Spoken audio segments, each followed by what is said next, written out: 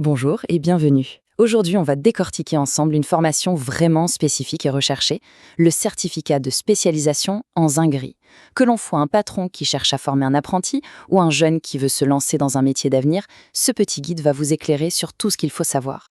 Alors, le métier de zingueur, c'est quoi exactement? Eh bien, c'est un rôle absolument clé dans la protection d'un bâtiment. C'est l'artisan qui va garantir que tout est parfaitement étanche, que l'eau de pluie est bien évacuée. Bref, il est le gardien de la longévité de la construction. C'est un vrai savoir-faire qui mélange tradition et technique de pointe. Voilà notre feuille de route. On va d'abord voir les missions concrètes du zingueur au jour le jour. Ensuite, comment ces tâches permettent de développer des compétences officielles. Puis, le point super important, l'évaluation, comment ça marche. Et pour finir, on regardera les belles carrières que ce diplôme peut ouvrir. Allez, on y va! Alors concrètement, la journée dans zingueur, ça ressemble à quoi? On peut la résumer en 4 grandes activités. Et vous allez voir, ça va bien au-delà du simple fait de poser du zinc. On a la communication, la préparation, la réalisation et bien sûr, le contrôle. Tout, absolument tout, commence par bien communiquer. C'est la base. Savoir lire un plan, c'est une chose, mais il faut aussi savoir discuter avec le chef de chantier, se coordonner avec les autres artisans, les charpentiers, les maçons. Un chantier, c'est un travail d'équipe. Et bien sûr, il y a le suivi, noter ce qui a été fait. Une bonne communication, c'est la garantie d'un chantier qui se passe bien. Ensuite, la préparation. On dit souvent qu'un chantier bien préparé est à moitié gagné, et c'est tellement vrai. Ça veut dire quoi? Ça veut dire organiser sa zone de travail pour être efficace, mais surtout en toute sécurité. Ça veut dire aussi s'assurer qu'on a tout le matériel, tous les outils sous la main. C'est de l'anticipation pure et simple. Et là, on arrive au cœur du réacteur, la réalisation. C'est ici que tout le talent du zingueur s'exprime. On parle de façonner le métal, de maîtriser des techniques très précises comme la couverture à joint debout, de poser des gouttières, de faire des soudures parfaites. C'est vraiment le geste technique, la précision de l'artisan. Et enfin, une fois le travail fait, il faut contrôler. Le zingueur est le premier garant de la qualité de son ouvrage.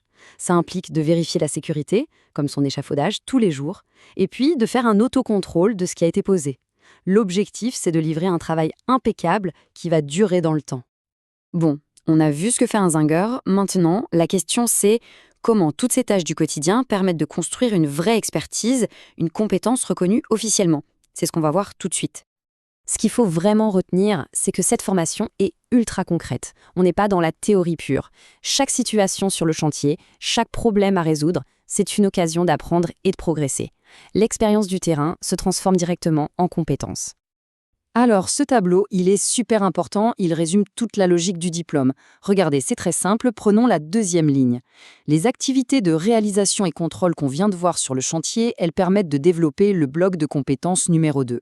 Et ce bloc de compétences, il sera évalué à la fin par l'épreuve UP2. Vous voyez, c'est une ligne droite, ce que l'on fait en entreprise sert à valider une compétence qui est ensuite testée lors d'un examen. C'est clair, net et précis.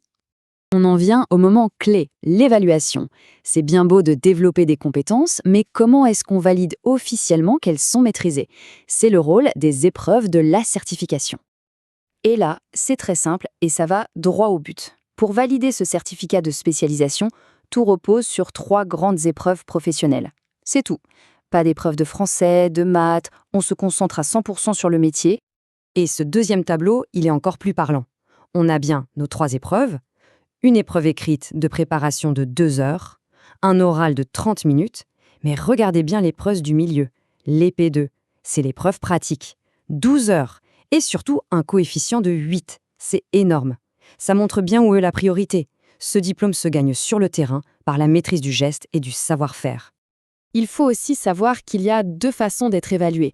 La plupart du temps, pour un apprenti, ce sera le CCF, c'est-à-dire un contrôle en cours de formation. Les notes sont attribuées au fur et à mesure de l'année. Pour d'autres profils, comme les candidats libres, ce sera une épreuve ponctuelle, un grand examen final qui regroupe tout. Voilà une question qui revient tout le temps, et c'est normal de se la poser.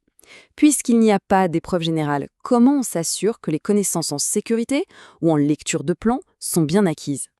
Eh bien, la réponse, elle est très pragmatique.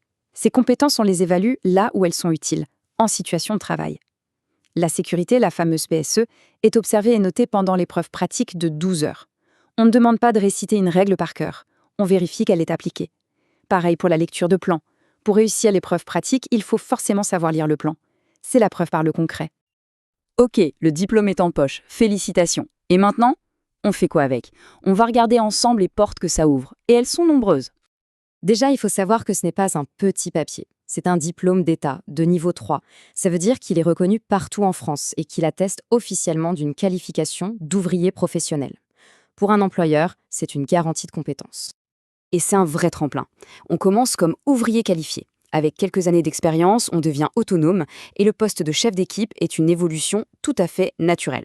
Pour ceux qui ont la fibre, on peut continuer à se former, par exemple avec un brevet professionnel. Et puis, bien sûr, le rêve de beaucoup, avec ce savoir-faire, on peut tout à fait envisager de créer ou de reprendre sa propre boîte. Pour conclure, ce certificat de spécialisation en zinguerie, c'est bien plus qu'une simple formation. C'est une voie royale vers un métier passionnant, technique et demandé. C'est un parcours concret, validé par des épreuves qui collent à la réalité du terrain et qui ouvre la porte à une carrière solide et évolutive.